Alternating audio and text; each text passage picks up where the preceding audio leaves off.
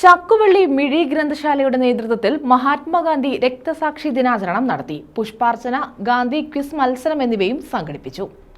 ചക്കുവള്ളി മിഴി ഗ്രന്ഥശാലയുടെ നേതൃത്വത്തിൽ മഹാത്മാഗാന്ധി രക്തസാക്ഷിത്വ ദിനാചരണം നടത്തി. ഗാന്ധിജി എന്ന മഹാത്ഭുതം എന്ന പേരിലാണ് മിഴി ഗാന്ധി സ്ക്വയറിൽ പരിപാടി സംഘടിപ്പിച്ചത്. പുഷ്പാർച്ചന, ഗാന്ധി ക്വിസ് മത്സരം, രക്തസാക്ഷിത്വ ദിന സന്ദേശം എന്നിവ ഇതോടനുബന്ധിച്ച് നടത്തി. ശാസ്താംകോട്ട മുൻ ബ്ലോക്ക് പഞ്ചായത്ത് അംഗം അക്കരയിൽ ഹുസൈൻ ഉദ്ഘാടനം ചെയ്തു.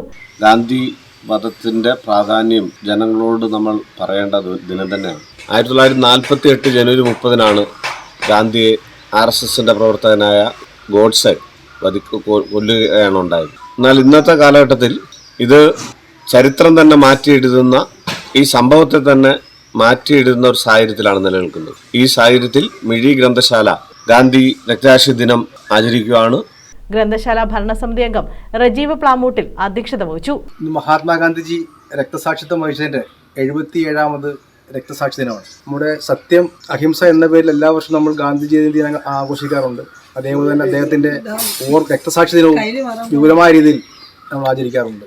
എൻ്റെ ജീവിതമാണ് എൻ്റെ സന്ദേശമെന്ന് ആശയം പകർന്നു തന്ന് നമ്മളിലേക്ക് ലോകത്തിന് വലിയ മഹത്തായ സന്ദേശം നൽകിയ മഹാത്മാഗാന്ധിജിയുടെ രക്തസാക്ഷി ദിനം ആചരിക്കുമ്പോൾ ഈ കാലഘട്ടത്തെ ഓർത്തുകൊണ്ട് വേണം നമുക്ക് മുമ്പോട്ട് പോകാൻ.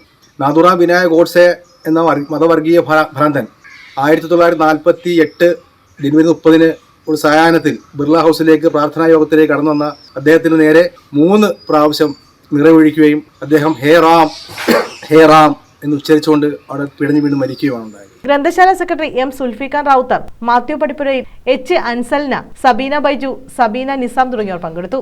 News bureau, Chakkuvalli.